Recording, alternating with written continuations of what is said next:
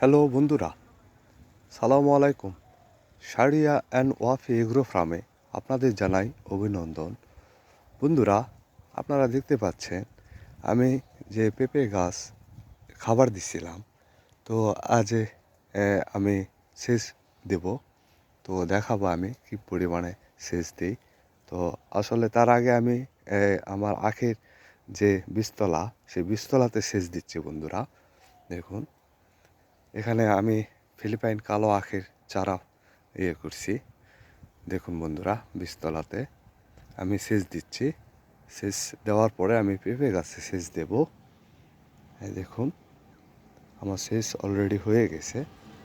এখন পেঁপে গাছে দেব বন্ধুরা।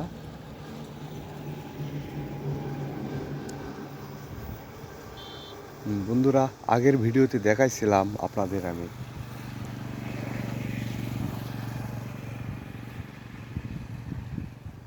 পেঁপে গাছে খাবার দিছিলাম, খাবার দেওয়াটা দেখাইছিলাম। আজকে সেচ দেওয়া দেখাবো বন্ধুরা, কি পরিমাণে সেচ দেই আমি। তো এখানে মূলত হালকা পরিসরে সেচ দিতে হবে বন্ধুরা।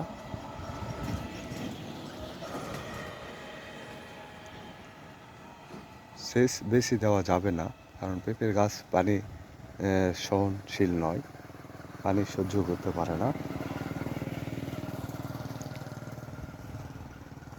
এই বীজতলাতে আমার পানি দেওয়া হয়ে যাবে।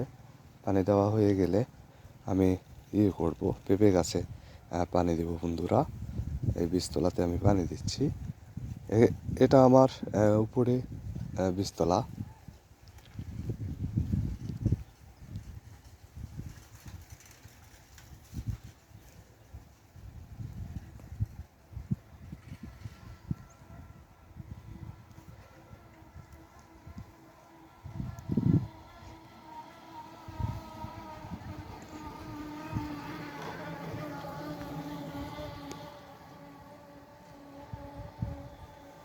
বন্ধুরা, আমার নিচে ওই তো বীজতলা, ফিলিপাইন কালো আখের বীজ।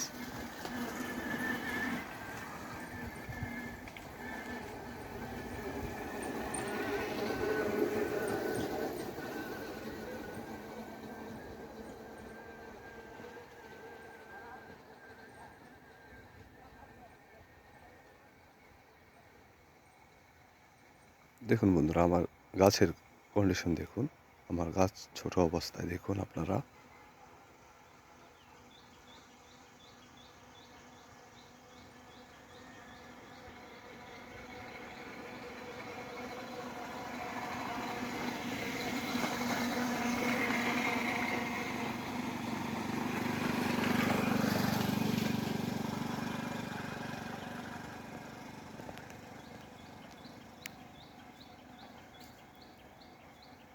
তো এই বন্ধুরা, আমার নিচে ফিলিপাইন কালো আখের যে বীজতলা বেশি পরিসরে যেটা ফালাইছিলাম, সেটা নিচে। তার উপরে আমি পেঁপে করছি।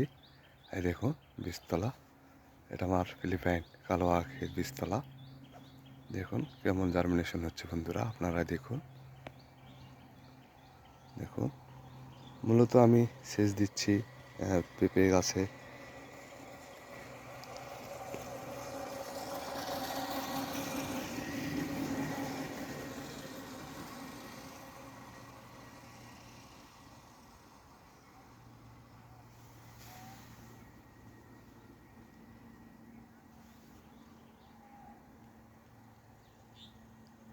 তো বন্ধুরা, পেঁপে গাছে বেশি পানি দেওয়া যাবে না।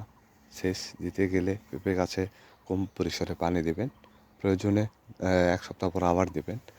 পানি কম হওয়া ভালো, বেশি হওয়া ভালো না পেঁপে গাছে অন্তত। আখে একটু পানি বেশি হলে সমস্যা হয় না, কিন্তু পেঁপে গাছে পানি সহনশীল নয় বন্ধুরা।